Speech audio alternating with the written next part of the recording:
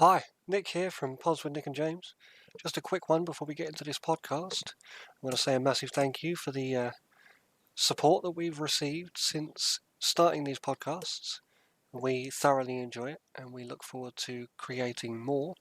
If you want to have your say on any topics that we've discussed or suggest future topics, then you can do so at www.reddit.com/r/Nick and James Pods. And if you want to support us, you can do so for from as little as £1 a month, and you can do that at www.patreon.com/pods with Nick and James. Anyway, back to the podcast.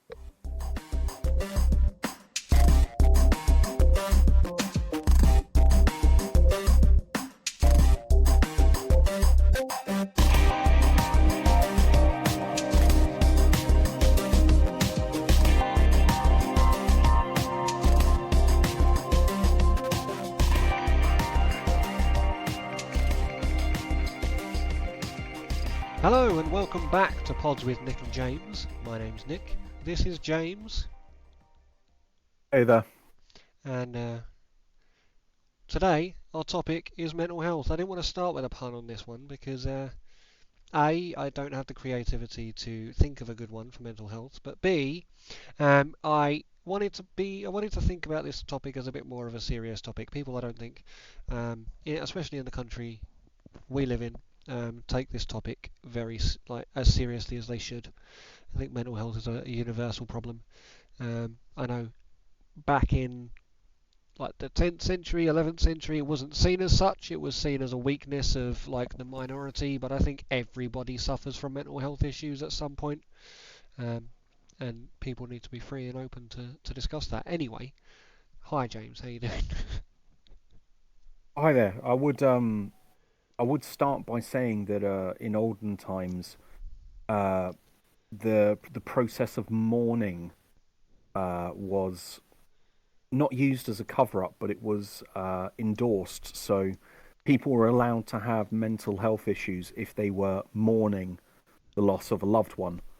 Um, but outside of that, yeah, absolutely, it was weakness, choice, Mm, scum yeah, is the the short of it. absolutely.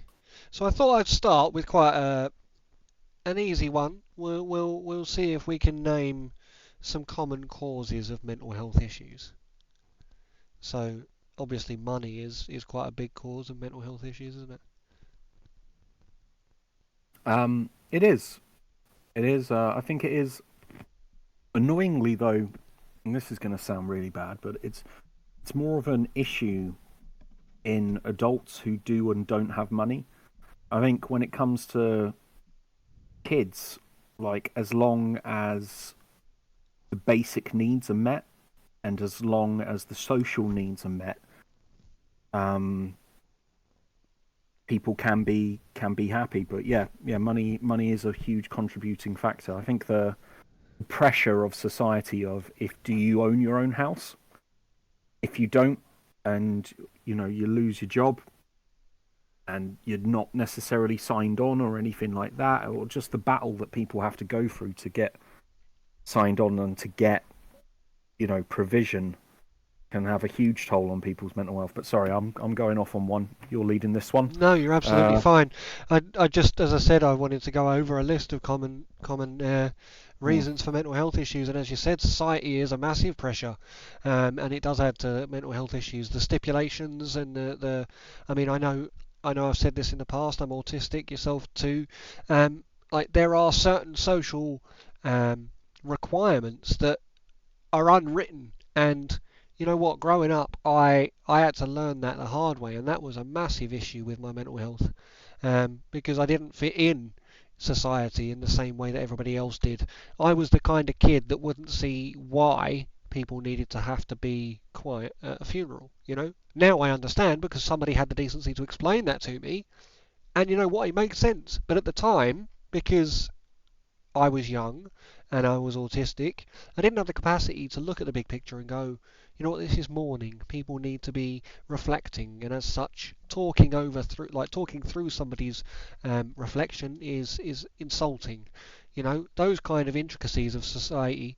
Um, they put unknown pressure on. I think a lot of young people and adults especially. I know I suffered a lot because of things like that. Um, I think, I mean, it's hard because I think people have stuff explained to them. It's interesting that mental health is becoming, more and more of a thing. Like it, and to begin with, it was just something for rich people. But you know what? I think you can clearly see the stamp of mental illness throughout history. I mean, the number of rulers who go mad, not just with power, but like just their own mental stability, falling apart over the years. The number of people who, well, I guess the endorsed coping mechanism for absolutely centuries, if not thousands of years, was alcohol. Like, but we won't. Maybe we'll touch upon this a little bit, but like mental illness leading to alcoholism, but also alcoholism being used as a way of not just the individual coping, but this person's just drunk. Yeah, You know, yeah, yeah. like It's the when way you're perceived, isn't it? Like you're not like you look at somebody who's sat at the side of the road, um, and the common um, like knee-jerk response, mental response is druggy or alcoholic. Um, instead of going sick person needs help. You know, yeah, which is quite it's sad, also really, isn't it? it is sad, but at the same time, it's also difficult to know how to help Yeah, and I think that's the that fear, isn't person. it? I think that a lot of people don't respond out of fear of what reaction they're going to get. My mum always used to say, "Oh, don't talk to the homeless people. They want to be where they are." Whereas I was always like, "But they're homeless. They've got nothing. If I've got something, I want to give it to them. Um, or if I've got more of something than they have, then I will share with them. Um, but my mum was like, no, no, no, don't talk to them. They want to be where they are. And I'm like, I'm not sure that's really true, mum. Yeah, that's a It's not always that true, anyway. that is an oversimplification of an incredibly complex problem. Yeah. But My mum is the queen of but, oversimplifications. to be fair though, like as you were having this conversation with her, was she trying to get her shopping done? Yeah, yeah, absolutely. Yeah, there you go. It was There you go. normally, it was Yeah, normally she didn't outside have. Sainsbury's supermarket in Southend. Yeah. Yes, yeah. So she didn't have her A frame with her, and she didn't have 45 minutes to put aside to And give you a brief overview she had on four depression. kids. She had four Oh kids. my God! Yeah. Yeah, yeah, yeah. That'll do it. That will give you a couple of syllables answer there. Yeah. Yeah, Yeah. and I think that's another thing, isn't it, that is a common cause to mental health issues. Like the pressure of parenthood. My mum was a single parent of four children, um, and as a result, her mental health suffered massively. Um, and like as much as family, like her family, um, would help, they weren't obligated to help, and my mum certainly wouldn't push them to help. They wouldn't help as much as I see some families helping. And that meant the pressure was all on her. So her mental health was a big problem growing up for me, Mm. you know.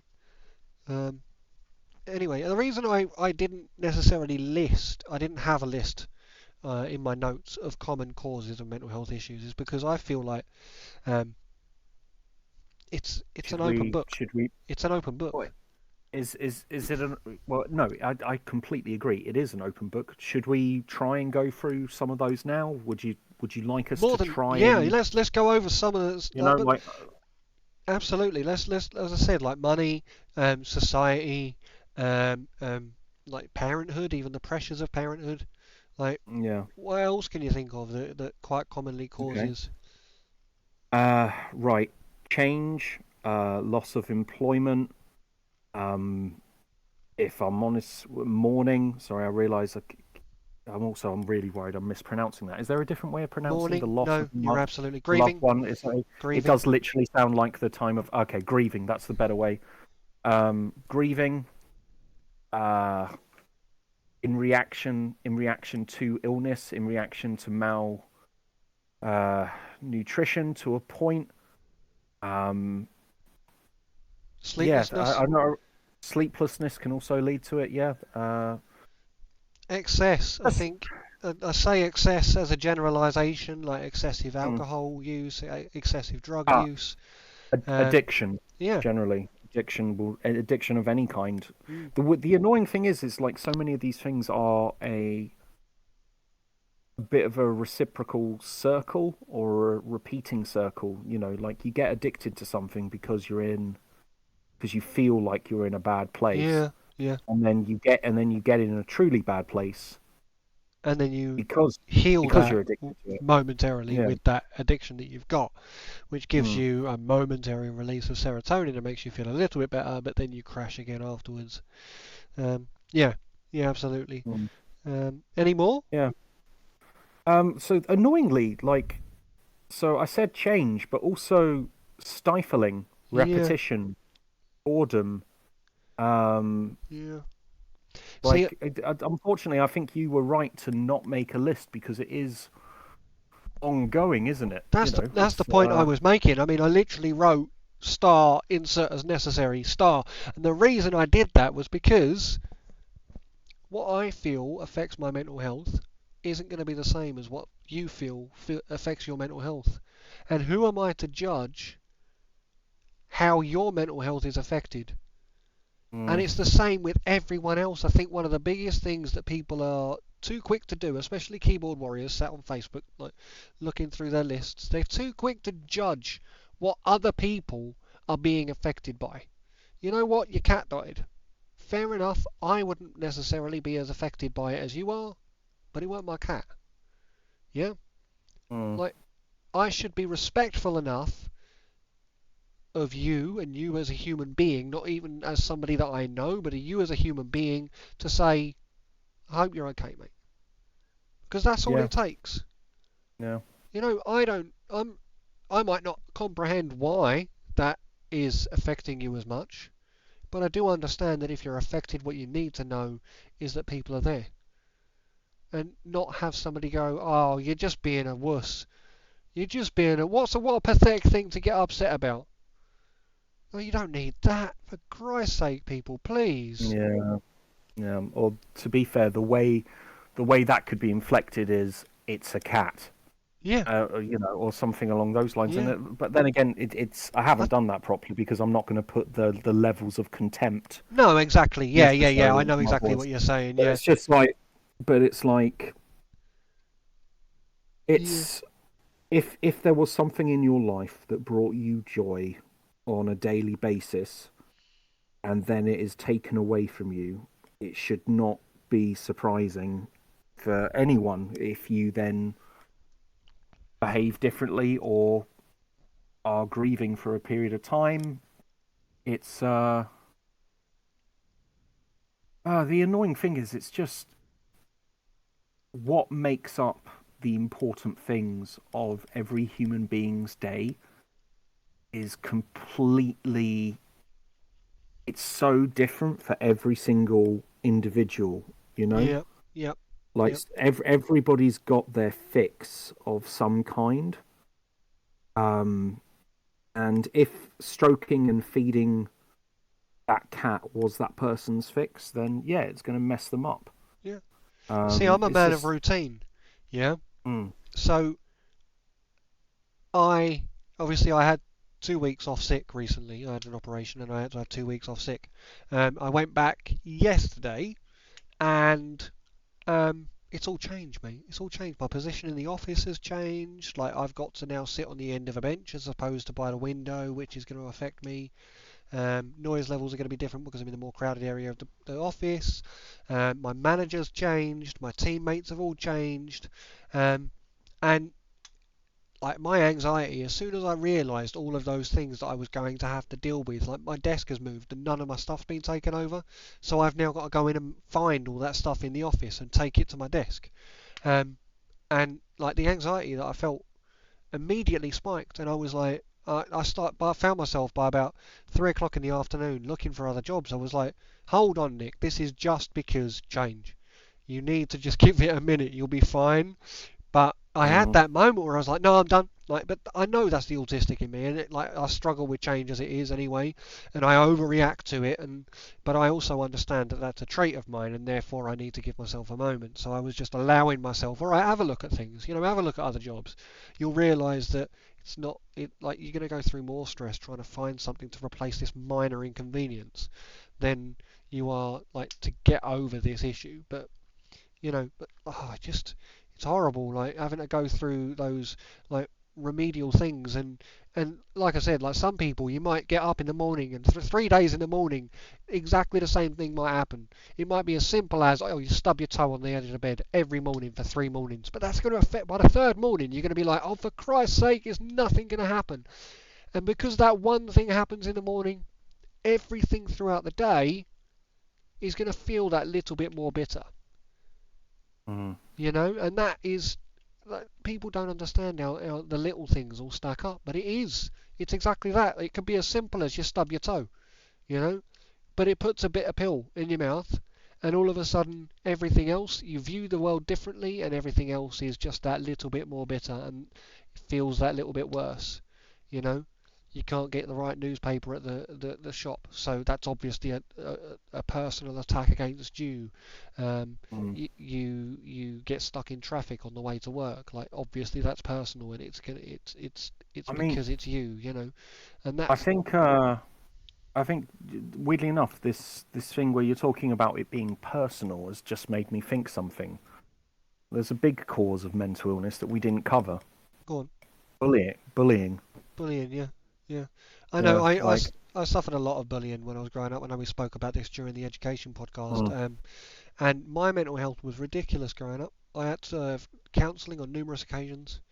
Um, Obviously, I was in foster care as well, so that didn't help matters. But yeah, yeah, bullying was a massive cause of my mental health issues growing up.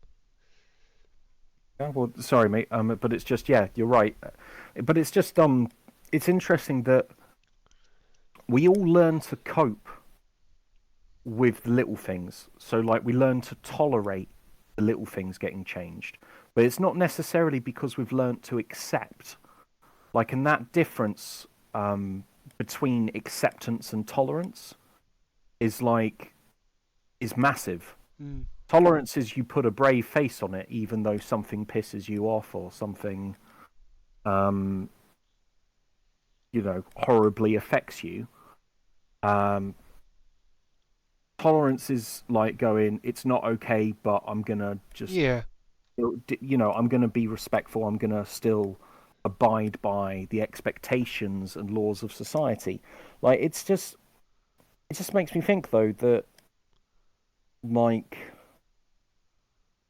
is the process of growing up just putting a brave face on things? And is because I know we all get more resilient to a point, but it's just kind of made me think about how when you're a kid, like, I will admit things have gotten a lot better for myself. Like, walking down the street as a teenager, um, you get shitty comments from other teenagers and from other people. I don't know if society's just gotten kinder, or if that's just an age thing, or if it's the fact that I'm 6'4" and weigh God knows how many stone now. But I don't know. Sorry, I don't know where I'm going with that, mate. It's just no, you're you're right. right. Like, People, other people. Um, it does feel like, it can feel like things are a personal attack. Like, you'll always feel like the lights are turning red when you're late for something, mm, simply because the fact that they're turning red when you need to get somewhere causes that bit more stress and yeah. that bit more mental triggers, you Yeah, know? and you may well face the same amount of red lights on a normal day, but because you're not faced with that time constraint, you don't notice them. You can just sit back and enjoy the Mm. ride, you know. But no, you're absolutely right. Anyway, the main thing, obviously, the main point I wanted to make in that is, yes, there are a broad spectrum of all the reasons why people are affected, the mental health is affected, um, and they're going to be different for everybody. Just allow them to be different for everybody, you know. Um, it's not as bad as it used to be. I will say this: mental health issues aren't new, as we know. As long as there's been Absolutely. a brain, there's been mental health issues. However, our perception of them has changed massively over the last 100 years, let alone over the last 2,000 years. Let's go back. Let's go back. What? Let's go back to the first recorded incident of treatment of mental health. Do you know what the first known treatment of mental health was? I've got loads of guesses. How many guesses You do I can get on have as this one? many as you want. I would be Okay. amazed if you got it. Fantastic. Okay, so the first one I imagine was they took a spear and then they shoved it through your heart, and No, no. and then you stop complaining and saying things that they disagree with. So just generally, like that's the other option is they grab your head and then they chop it off, specifically to stop you saying things that I want to just disagree say with. to to the listeners, as dark as it sounds like James is going here, he's bang on the money. He is right in there with why, like his reasoning behind his um, suggestions is bang on the money. And I'll get to that in a minute, but I'll let you carry on for Okay, now. well, okay, so I can. All right, so I can talk in ancient days. If somebody was mentally unwell, for example, if you were a powerful ruler, they'd say, "Oh, you're eccentric." If you were poor, you were demon possessed. Mhm. And now this is annoying because, like, I don't want to weird out our listeners too much, but I think there is more to this world than what we see in front of us, and I do think that there are elements where there's a lot of things that can be explained, but I still believe there are things which can't be explained, and I sometimes think that there are elements where you know what? No, I'll just say it truthfully. I believe in demons to a point. I don't, not necessarily fucking goat creatures with fucking horns, all of that stuff, but I do think there are, spirits and there is stuff going on beyond the world. But it got to people didn't we're talking about times when people didn't understand germs. Yeah. People didn't understand light. Yeah. Like they'd light a fire, but they wouldn't understand why, cozying up to a fire stopped them getting ill. This is a society which didn't understand damp. It's really interesting that the few helpful customs in a number of religions and societies was if you are sick, you are placed outside of the community so that it doesn't spread to everyone else. And it's one of the few times when incredibly superstitious people and incredibly smart people would actually get on the same boat. Yeah. But it's first treatment would be death. The next treatment is imprisonment, and now this is really weird, because this actually kept on going. This was still ongoing in the late 18th century, so in the 1700s or 18th century, this was still going on. And I know this because I wrote a paper on. Well, maybe I didn't write a paper, but I read a lot about Joseph Millard William Turner, the person who's the Turner Prize that's named after. He's if people still use notes, if you take a 20 quid out your wallet, if you're lucky enough to have 20 quid, and you turn it over, that bloke, his mum was mentally ill, and what they did was they sent her to an asylum, which is just a prison in those days, at least, was just a prison for the mentally ill. So you take all of the undesirable behaviours. So I have got in a story community. time with Nick a bit later, which we're going to talk about Bethlehem. Oh, So okay. mainly because it's possibly the most famous of all asylums, Mm, especially in this country, but potentially in all the right. world, even if people don't know it. You Mm, know of it just through the words. But yeah, you're right. You're okay. right. So All right. um, Right. So then, the so other ones reasons, include electrotherapy, beating. Some is stoning. Hysteria, I know, was treated with sex toys in Victorian women. Um, okay, yeah. So sorry, those are the quick ones. So yeah. So obviously, the death, reasoning imprisonment. behind mental health issues that they were given 1,000 years ago was stuff like James said, it was like demonic possession. They didn't know that mental health was linked with the brain. They just took it as a demon was in your soul trying to get out, or you were cursed. That's quite a common one. And I've got a bit of a theory behind curses and witches, because witches, I don't personally believe in witches. However, I do think there is a strong link between the masculine society and witches and mental health. I think there's a strong link between the three, which is why. And I'll get to that in a second. Anyway, curses, sorcery, and a vengeful god were a lot of the reasons why you might get mental health problems.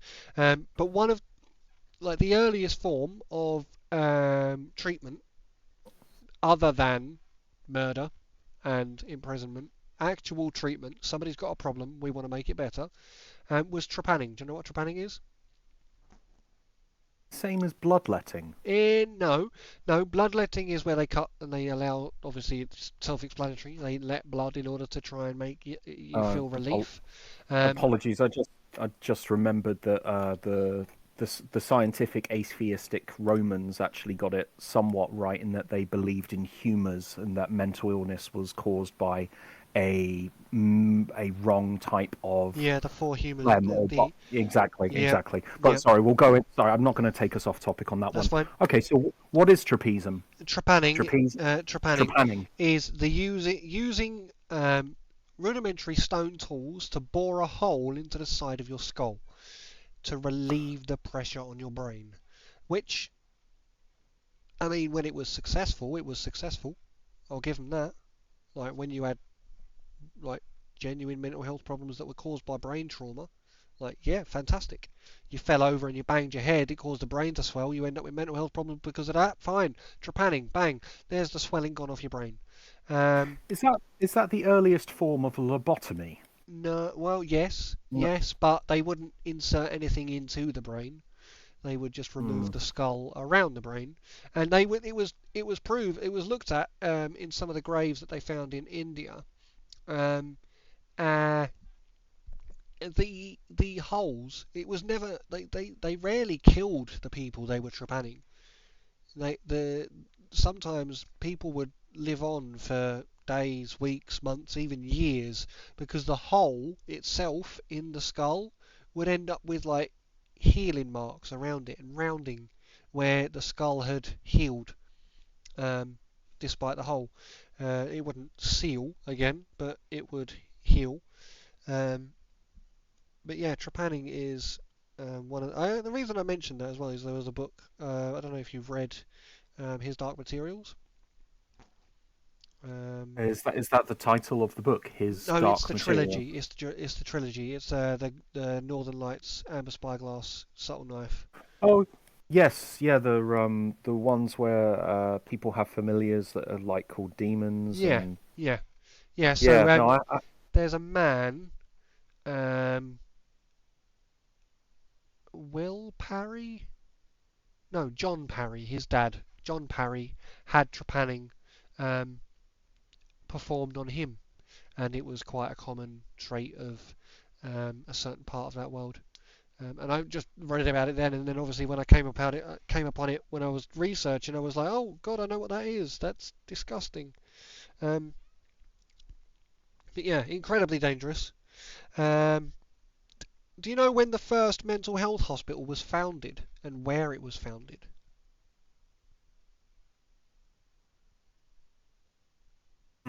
now this is frustrating because annoyingly, I know that there have been a number of quite advanced civilizations throughout history. I'm not talking anti-grav tech or any bullshit like that. I mean, I don't know, maybe, but like you get certain places at certain times where things have become incredibly advanced. Yeah, You know, like yeah, Rome was an example of that, and that's why yeah. Especially with it's their irrigation and mm. I mean they're There's also talk of an ancient of the first instance of the steam engine going back as far as Philippia. yeah. I mean Uh, they've got pictures and they've got examples of the Baghdad battery, haven't they? Which is the mm, earliest form of a electronic device. It was just a right, jar with a copper filament and an iron rod, and they used to use absolutely. lemon juice to create an electrical current. So what I'm struggling with here is if we're talking, I'll tell you what, Nick. Do you mind narrowing this down? Was the first mental health hospital a mental health hospital as we know them today in the Western world, or did it Absolutely not. take us? So it did. Okay, all right. In which case, then I'd say that possibly the first mental health hospitals might be an ancient temple, like uh, the Temple of Apollo, where the inscription on the side of it was "Know thyself." Like I think people would go there for prophecies, readings, for all kinds of healing of ailments. Um, am I closer to the mark or am I way off?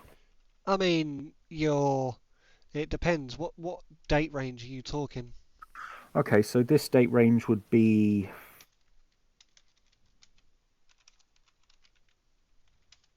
I want to put it about maybe 1,000 BC. I mean, the first recorded actual mental health hospital in history that we know of was in 792 C. Ah, okay. All right, right. All right, whereabouts was it? What did it look like? It was in Baghdad. Okay. I'm trying to find out more about it now. It was or more of an insane asylum. So an area that was um, it was an area that was segregated from the city where people could like it was quite picturesque. There was like open areas people could walk around um, and not weren't confined to rooms necessarily, but you were confined to that part of the town. Um, and they Were these people fed or were they yeah like yeah okay? they were treated as in they were cared for. Um, yeah, back in 792 CE. I can't remember if that's Anno Domini or BC. Um, Mainly because I'm not intelligent enough. Um, so I want to go back to the potential link between witches and this is only hypothesis. However, during my research, I quite often end up in philosophical trains of thought when I'm researching the topics that I'm looking into, and it made a lot of sense. Right now, um, go with me here. Um, Male society has always been um, very strong, and it would be a lot easier to blame a female for a male weakness than for the male to take the blame themselves. And quite often, witches were actually young, beautiful women, um, and they were said to have put spells on quite commonly men, um, and those men would eventually quite often were married, um, and would end up having to out their um, feelings to their actual spouse, of which the spouse would go spare and demand that they did something about it, um, of which the man would go, but it's not my fault, she put a spell on me. Um, and It's unfortunate that even this language is used today. yeah, yeah, Oh, that woman is enchanting. yeah. Annoyingly, I would I wouldn't use that cringeworthy language, but yeah, like unfortunately that sort of thought has crossed my mind. I So mean, I will even be the first to put my hands up and say I have done some stupid things in my time because I thought I was impressing a girl. Um, the reality of it is that I wasn't, and the girl wasn't interested at all. But something in my brain made me go, "Do that. It will be really impressive."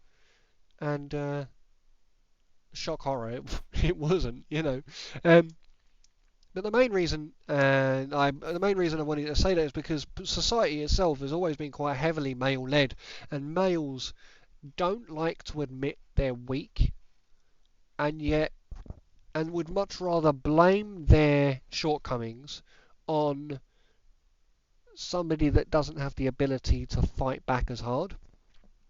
Um, and in that day and age, it was young women who didn't have the strength to fight back, and they would end up scapegoated because of the infidelious, sometimes even infidelious thoughts of that man, because the women themselves wouldn't have any bloody idea what was going on, but the man would blame them. it's kind of sad that what you're literally talking about here is summed up in the lyrics of a Disney song from The Hunchback of Notre Dame, the one to do with, I think is it called Hellfire or something? I Where can't remember the last time I watched Hunchback of Notre Dame. yeah, well, it's just I haven't watched it necessarily. Although I am a Disney fan, I haven't watched this one recently, but it I'm was sure they'll make a live action of it soon. yeah, maybe, but like it's about, really enough, the plot is of the lyrics of this song is exactly what you're talking about. It's a it's a man who is finding his heartstrings being tugged and pulled and changed in ways that he'd forgotten he could be changed or affected. Sorry, affected is the right word. And he realizes that what he's feeling goes against his beliefs. So therefore, it must be her fault. Yeah, yeah. And that was the reality of it back then, wasn't it? As I say that was obviously with complete confidence that what I'm saying is true. It's a hypothetical conversation, guys, please. It makes a lot of sense in my head anyway, even if it's not something that you personally. What's your idea? What do you think? Is there any link between um, like witches and mental health and men's ego, shall we say? Well, I think it's it's well known that the patriarchy has been somewhat toxic, and it has come down to the basic fact, the basic biology that when we all were fitter, um, women would be able to have children. But I can't create life, um, and men would tend, not always, but tend to be stronger, or to grow slightly bigger, or you know, along those lines. And I think, unfortunately, from that, I know that what you've said there is true. Is that you do get this blame, and I think it's also interesting that there are elements of this in society today when it comes to I don't know, women being viewed as being unreasonable for being emotional, or like hysterical, or whatever. And I think you shouldn't. Yeah, where am I going with this? That should not be the case. I think it's kind of it's kind of frustrating as well because I'm not sure. Because I'm certain some societies would have, and a lot of some people would have been even back then. But I don't know how aware people were of subjective and objective reality. You know, like yeah. Sorry. In short, yes, I can understand that. I don't think all mental health is to do necessarily. No, well then I'm sorry. I'm expanding on your words here in a way that I know you didn't intend. I don't think all mental health is necessarily linked with witches. I don't. I think that a lot of people accused of being heretics, witches, and stuff were just people who saw things in a different light. Yeah, And I think yeah, sometimes those people, either as a result of just the way that they view things, or in as a result to the way that other people reacted. Like I can't think of a more of a terrible effect that you can have on someone's mental health than being ostracized from your entire community. You yeah, know, yeah. I mean, and just for the sake of the listeners, James was just making the point that it wasn't necessarily witches that he was linking to; it was supernatural. Obviously, we know that historically, mental health issues were supernatural. They were seen as supernatural, which is why James was saying I don't think previous like it wasn't just about witchcraft; it was about supernatural in general, wasn't it? Um, so absolutely. But I think perceptions were, as I said back then, it was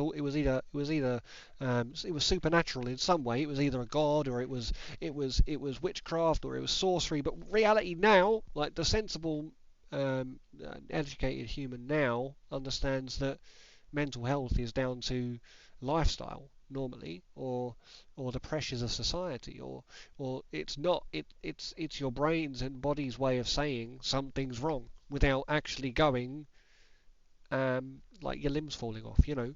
um, the You were right. I'm just going through my notes here, so I'm trying to catch back up with where we were. You were right, absolutely. Throughout the Middle Ages, the most common forms of treatment for mental health issues, and when we say mental health issues, I mean being possessed and obviously having a demon living inside your soul, and you know that quite commonly were beaten to death or beaten, or the demon was tried to be beaten out of them. They were tortured, tied down because they were sick people that had evil things inside them, and they had to be drawn out with thumb screws and stuff. And sometimes they'd even be just imprisoned. Imprisonment was the most common, I think, is the most commonly used method of treatment throughout history for mental health issues. Don't understand it, lock them away. Don't want to see them, put them in a cage.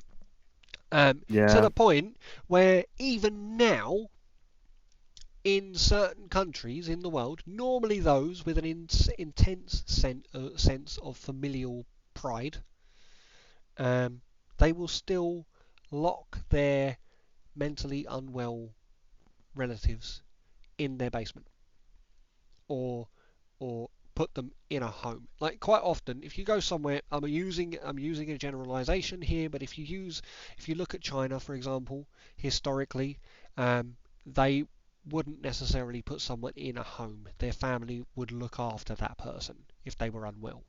But if they were mentally unwell, they would be locked in the basement of their house.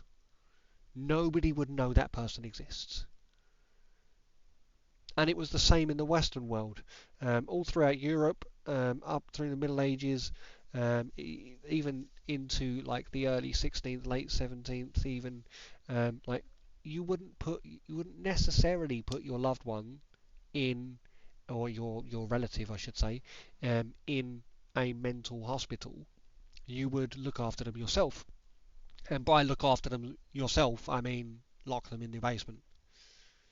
Um, you would quite often rich families would renege their responsibility onto their servants and have their servants look after the mentally unwell person. Um, they would abandon them on the streets and let them become beggars. Um, like completely do away with them because the shame of having a mentally unwell member of the family was too much. They would hide them or get rid of them. Thank God that's changed, otherwise I would have been screwed at a young age. I think it's frustrating as well because there are so many different levels of mental unwellness.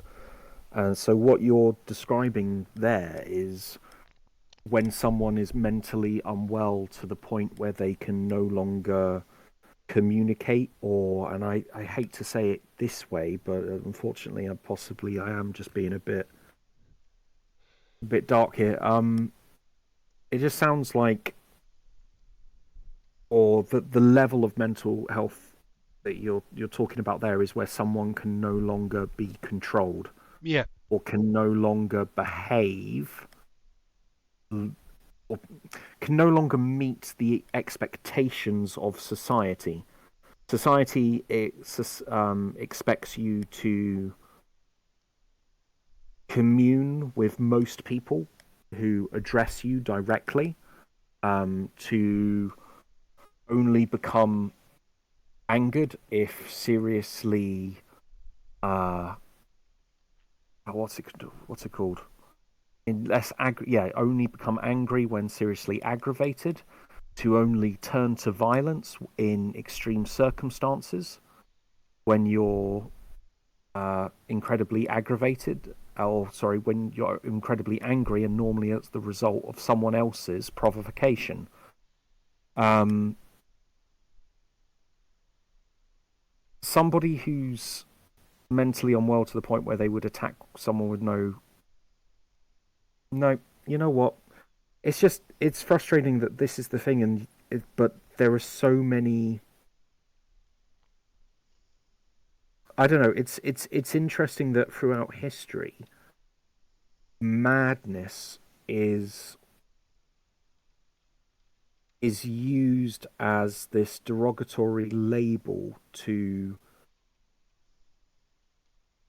It's used as an excuse to take away your rights as a human being under the guise of the conscious part of your mind, the thing that makes you a thinking human, is either no longer there or does not function. yeah. So if I was talking about that professionally, obviously having the care experience that I've got, we call that mental capacity.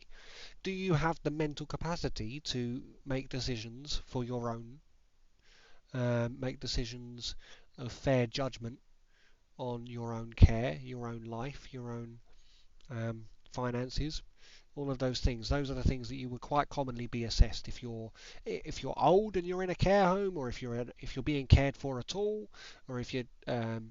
I mean, the last places I worked in were mental health homes, um, predominantly for um, those with like autism or other conditions that affect the neurological development of individuals.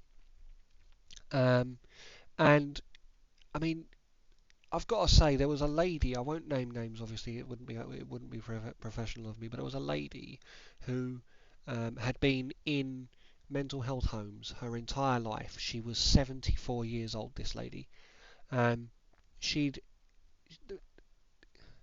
she came from. She lived in one of the oldest asylums in the area. One of the last asylums to shut in the UK. And um, when she was young, as soon as she was put into this mental health hospital, the first thing they did was they removed her teeth. They removed her teeth not because she was a threat of biting, but to remove the risk that it could ever happen. That was quite common practice to remove people's teeth to stop the risk of you being bitten. Sod whether she would ever have bitten anyone. Let's just take it away. You know? Um, Mm. and the saddest thing about this lady was that she was the most adorable person, kind, gentle, and nobody visited her. She had no family that came to see her in all the time that I was in that home. And the same can be said for a lot of the people that I cared for. They were put into a home where their loved ones had the conscience cleared, and we put them somewhere, they're being looked after, that's all that matters. And then they just got on with their life and left them there. You know? And it was upsetting for me being, what, 2019, 2018, 2017, and yet people were just dumped. Don't want to look after you. You're too much hassle. Off you go. Like they're still your loved ones. You know what I mean? Is it their fault they're in that state? No. So why treat them like it's their fault? Is it your fault that they're in that state? No. So why not just look at them with love? You know. Anyway, I don't want to go on a dark turn, but I just the treatments of some mental health, even now, is still in the wrong direction. I think, but treatment has got a lot better. I mean, we don't use electroconvulsive therapy anymore. That's a positive. I mean, did that ever work? No, Like, but you have to ask, because no, there's got to, like, with everything. but it's like lobotomies. Did lobotomies Hmm. ever work? If anybody doesn't know what a frontal lobotomy is, It um, did make the people less. It did make it the people less violent, and it made them didn't. complicit. It didn't always kill them. No, I So mean you're right. Did it work in that? Did it remove their? It worked in that it removed their violent tendencies. It did not make. It did not cure them by any no. stretch of the So the theory imagination. behind a lobotomy is that in the frontal lobe of the brain, it controls your mood, and a lot of your behaviours, your choices that you make surrounding those behaviours. So what doctors thought would be a great idea is to place an implement which I can only describe as an ice pick into the soft tissue above the eye, hammer it until it disconnects the nerves that connect the frontal lobe to the rest of the brain, therefore shutting off your ability to have moods. When it didn't kill you, it rendered the person extremely complicit for a very long time until they died.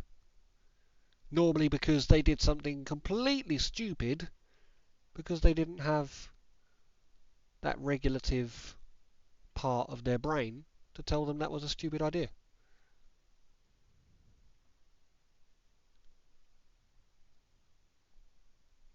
Aye, terrifying times. Um, okay. So let Like me with let me go into a little bit about Bethlehem Hospital. okay, yep. So Bethlehem Hospital is, if you don't know it by name, that's not necessarily um, strange. It was established in 1247 in the UK. Okay, it was established in 1247 and still exists today. That is the most incredible thing about this hospital. It still exists as Bethlehem Hospital today. And Bethlehem Hospital is where we get the term Bedlam from. Craziness, insanity, Bedlam. Yeah, that's where it comes from. It's a bastardization of the word Bethlehem. It was a workhouse. If you don't know what a workhouse is, workhouses were places where poor people could go work and then have lodgings and food provided to them free of charge. As long as they worked, they were able to live in these houses. Now, workhouses were almost the first asylums. People with unwell people quite often took them to workhouses and made them work in order to get them out of their house. I don't know if you've seen Of Mice and Men, but I always think of um, Lenny. Lenny going to that farm. Think about that as a workhouse. They're provided food and board, and they work. Admittedly, Lenny's friend doesn't have mental health issues, or maybe he does. I don't know if mental health issues is the right neurological development issues, I suppose, is the right wording there. Um, Lenny certainly does. And we all know what happened to Lenny if you've watched the film or read the books. Anyway, so it was originally started by the Church of Bethlehem. It was a religious um, organisation, and all who lived there would have had a star sewn into their clothing to show its affiliation with the order. And it was eventually claimed by the crown in 1350. And the name Bethlehem Hospital was bastardised into Bethlehem Hospital, and that's as it remained until today. Um, in 1403, the hospital would greet its first 6 mental health patients. So obviously in 1247 it was a workhouse. In 1403 it would become more of a mental health hospice. It's interesting that I always used to think of workhouses as being very much a Victorian thing. Yeah, Like maybe maybe they they came still back in. existed. They still existed in the Victorian days, but Mm, they were less common, I suppose, in 1247. But I suppose more than anything, they would have been a religious institute. Like I said, it was started by the Church of Bethlehem, so um, it wouldn't have been mm. set up privately like they quite commonly were back in Victorian days. Workhouses were quite often um, houses that were owned by lord and lady that would or yeah, they would typically be owned by a lord and lady who would um, make money off the fact that people were working essentially for free. Um, Yeah, it's annoying as well because these things were, in some instances, not in all, in some instances, were seen as a charitable venture. mm, In the fact that because you had people who, if you didn't have a skill, if you weren't a member of a guild, if you didn't have uh, existing property or a way to provide for yourself, it provided somewhere for you to go. yeah, The problem is though that yes, it provided somewhere for you to go, but these places they are very rarely described in any positive light no, that's at it, all. that's it. At all. Like, unfortunately, you went there because you had no other choice in order to get the bare basics of life. And the work was not pleasant. It was unskilled, but it was not pleasant. It was hard work, And back-breaking work, And as soon yeah, as you weren't able to work, you weren't able to stay you're there out. either. You were out, you know. Um, so it was a one trick thing. If you got injured because of the work, there wasn't insurance to pay you um, off for being injured at work. If you were injured at work, it was quite commonly your fault. So you were stopped working. Um, and another example of the poor standards is that these in 1403, when these 6 mental health patients um, joined Bethlehem Hospital, how do you suppose they were treated? They were locked in manacles, alone, and the demons that possessed them were beaten out of them. A theme which would last for the next 400 years. The imprisonment and beating of patients, anyway. It was a theme that But evolved. again, Again, all that does is it forces the animalistic part of the human being The red-blooded, to, instinctual part of the to human being to yeah, enter that yeah, fight or flight state. into that fight or flight state, or into that coward Mm. state, to be afraid To enter that to. almost neonatal, childish, infantile state of fear.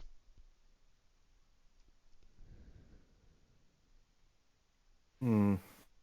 So Okay. in Did things ever get better at this hospital? Like what I what mean, what happened there? as I said, it still exists today. So it, I would like to think that that meant that it got better, but I mean, history wasn't so kind. In 1619, Helkiah Crook was appointed by the king. Um, it was the first time a mental health, and I'm using inverted commas here, specialist was appointed to run the mental health hospital. That's 1619. So it had been open for over 400 years by that point, and it was the first time a mental health, as I said loosely, specialist ran the hospital. He had released a book, which later came out that it was completely plagiarized from a number of different papers that were written by different people about the brain and body. Um, and he was eventually investigated when they found out that he'd plagiarized his book. They investigated him at the hospital and found that he had been extorting the patients that he was caring for by not feeding them in order to pocket the money they were paying for their room and board. Fucking ridiculous. Um, he was unseated and replaced by a member of the King's choosing again. The site itself, Bethlehem Hospital, has been open for uh, 800 years, nearly 800 years. However, it's not been in the same site. So the first time it moved was because the original site was built over a sewer, and that sewer started overflowing into the courtyard, and the king decided that it was unsanitary to have these people cared for in a cesspit, essentially. So they decided Yeah. they would move the site. Um, they relocated to Moorfields in London, um, and this is where it actually got the name Bedlam. Um, the Munro family took over for the next century and a quarter, and it was thought this was the darkest time, with treatments becoming more torturous. Um, in a hospital which now could house over 150 patients. Now, I'm aware that there were worse places that existed throughout the years of the asylum. Um, However, the reason I picked this one out was because um, it existed, as I said, for nearly 800 years. And during that time, can you imagine the amount of people that were, in inverted commas, treated for mental health illnesses?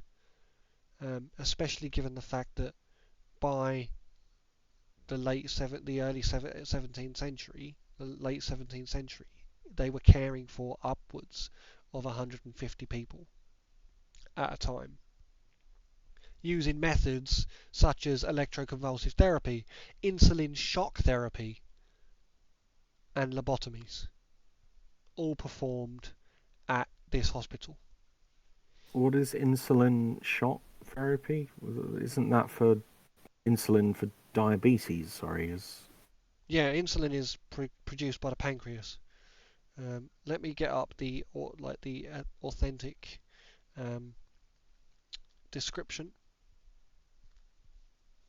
Um, Insulin shock therapy, or insulin coma therapy, was a form of psychiatric treatment in which patients were repeatedly injected with large doses of insulin in order to produce daily comas over several weeks. wow. Do you know when it was introduced? When was it introduced? And I'm hoping it's been banned. It was introduced in 1927. No, get out. And it was used extensively in the 40s and 50s, mainly for schizophrenia, before falling out of favour and being replaced by neuroleptic drugs in the 1960s. Well, again, that's, yeah, completely understandable. Just like, cool, we don't know what to do with you. You can spend your life asleep. Yeah, I mean, were people with like frontal lobotomies any better? They were basically asleep. They were essentially turned into zombies. I suppose people that had insulin shock therapy had the ability to wake up from their Wake coma up. and Yeah, go on that's with it. their life, but like there's no going back from a frontal lobotomy, I'll tell you that.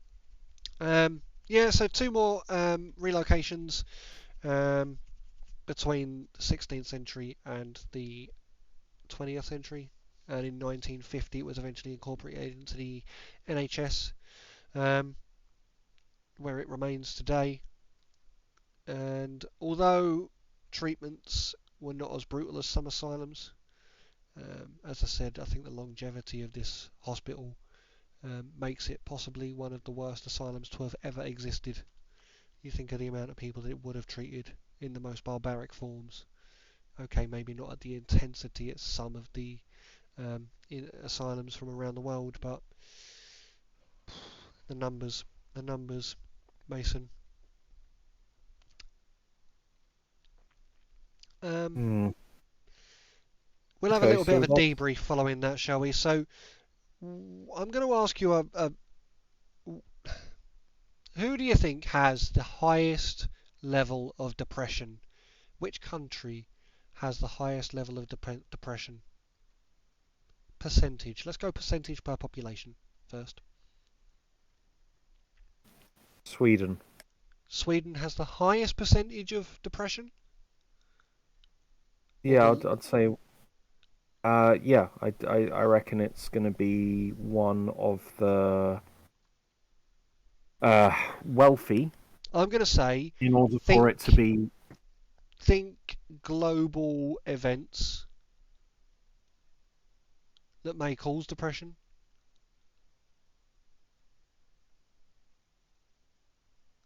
What are we talking USA? No, Ukraine. Ukraine is currently, understandably, the highest in percentage. Yeah, that's Second place is the that US. makes absolute sense. Ukraine has 6.7% of its total population suffering or reported to have suffering from depression. Understandably, given the war in Ukraine. However, Mm. Ukraine's Ukraine's population is 10% that of the US at 35 million. The US has 335 million individuals living within its borders, at least, and its percentage of depressed population is at 6.5%, or 17.5 million people.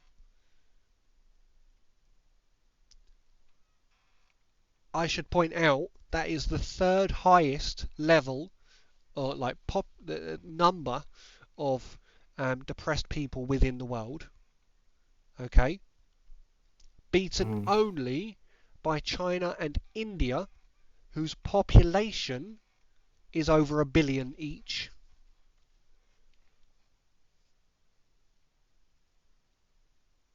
And their percentage of population is 4.2 and 4.5 respectively. The That's US is ridiculously depressed in comparison.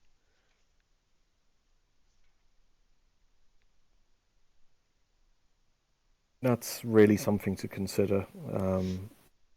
It's also sad in that America was founded on a number of things, but isn't the pursuit of happiness one of them? Yeah, Love, liberty, and and the pursuit of happiness.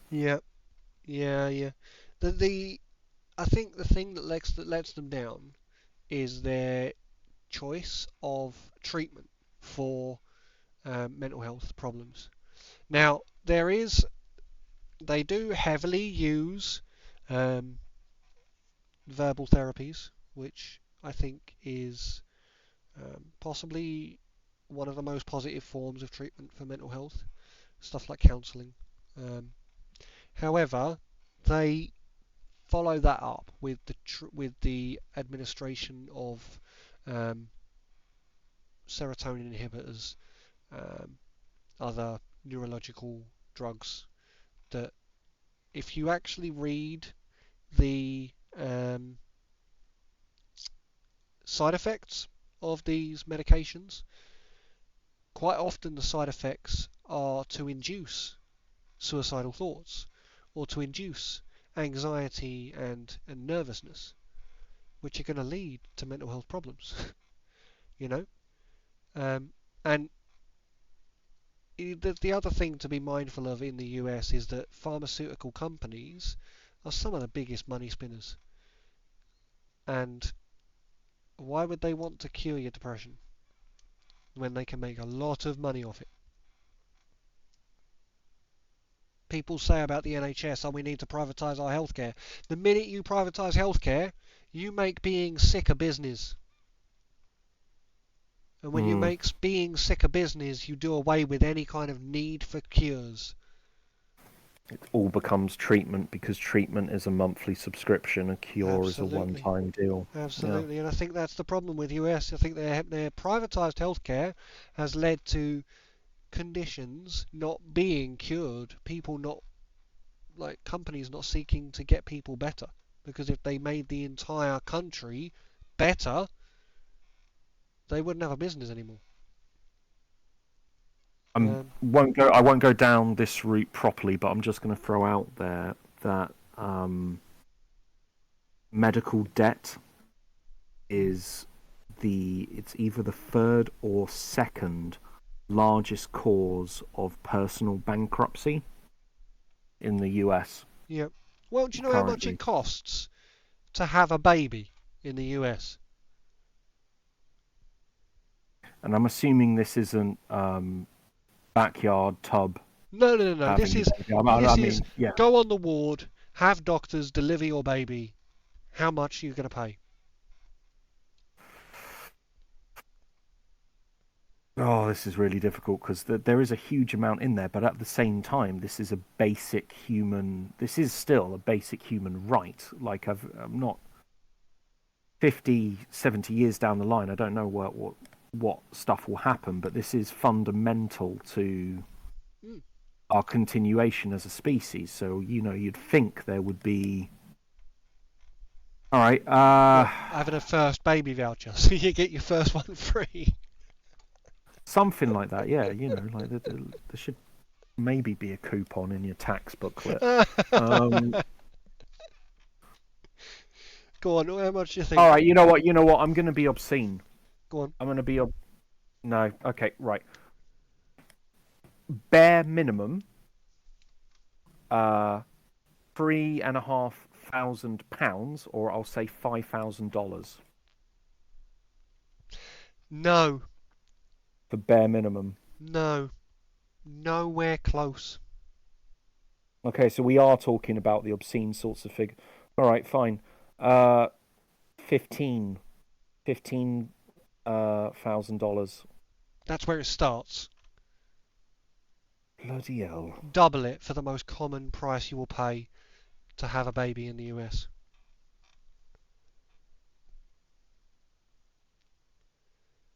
Do you know how much it costs to call an ambulance to your door in the US? And this isn't something I've researched. This is just something I know. It's ridiculous. Okay, so people say that every single time a ambulance leaves the pad, as it were, as in leaves its designated station at a hospital, it costs the NHS £800. Now, considering that's in dollars, that's going to be, I don't know, somewhere around 1,400, no, 1,200. Yeah, it's going to be around 1,200. Okay, so we're looking, assuming that it's the same, and we're looking at the same sort of stuff here, then that's 1,200. I'm going to assume that the minimum markup would put it at $2,000. Six.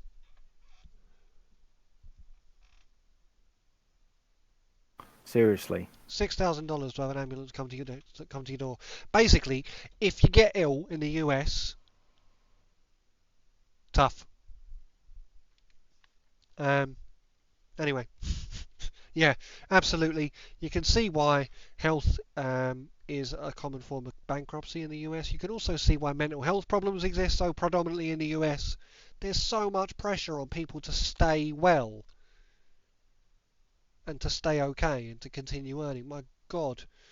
Um, the reason I kind of go over that is because the US have always prided themselves on treating mental health the right way. As a matter of fact, when I was working in the care home that I used to work in, the format of treatment that we used to use to um, support the individuals was originally developed in America. However, when it came to us, to the UK, we added the UK's touch on it. It was called PROACT Skip, which is the positive range of actions to avoid crisis-induced therapies, strategies for crisis intervention and prevention.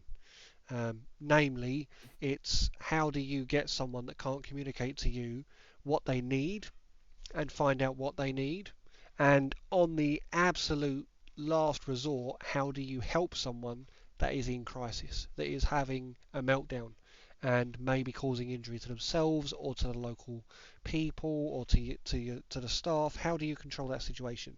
And that's what I used to train. Now, the reason I bring that up is the US have always been very, very heavy on like control and restraint. However, they developed this strategy of restraining people in the least harmful possible way. Comes over to the UK, and we add the there is no alternative before using that strategy. We exhaust every other effort before that, where we put them in an environment where they're happy, where they have everything they could possibly need, and we make their quality of life better, and we get them doing the things they want to be doing in a positive way, meaning you tend to find that negative behaviours like acting out and violence, they've all got a purpose. People are doing that because getting you to understand what it is they actually need is a lot more difficult than just punching you and taking it. Yeah? Um, Yeah. like all behaviour has a purpose. And all that we had to do when like through the training that I used to provide is work out what's the purpose of that behaviour. What are they trying to say? You know? Um, anyway, the reason I say that is because what I found through my experience is that the best form of treatment for mental health problems is actually love. And I don't want to sound corny when I say that. It starts with you.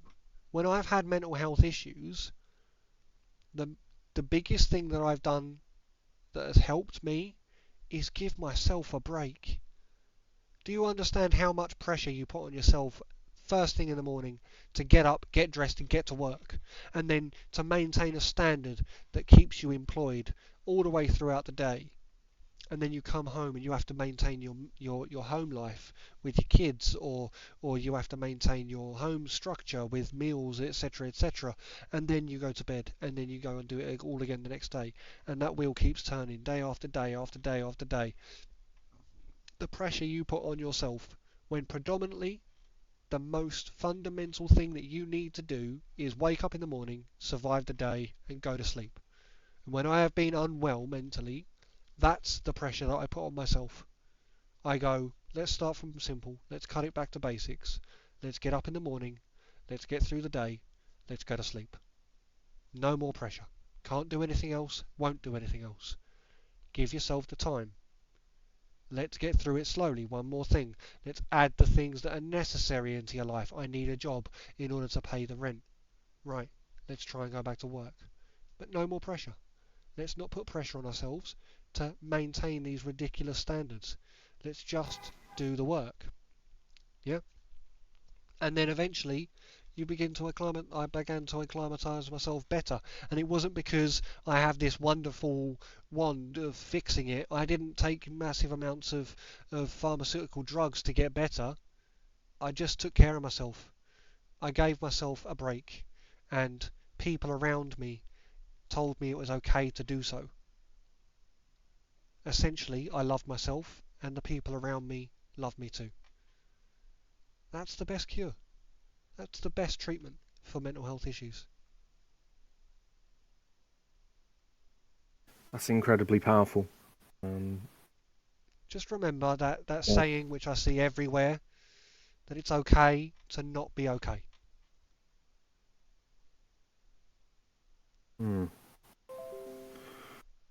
I think that's a really powerful note and a good thing to end it on there. That's a powerful message there, Nick. I think there's a lot more to cover in. As there has been with every single topic we've covered. Yeah, absolutely. Yeah, But no I think worries. that's a really good first stab into mental health. Well, thank you all for listening. Thank you for taking the time to get through the podcast with us once again. I hope you all have a wonderful time, and we look forward to joining you again on the next one. Goodbye from me. And goodbye from me.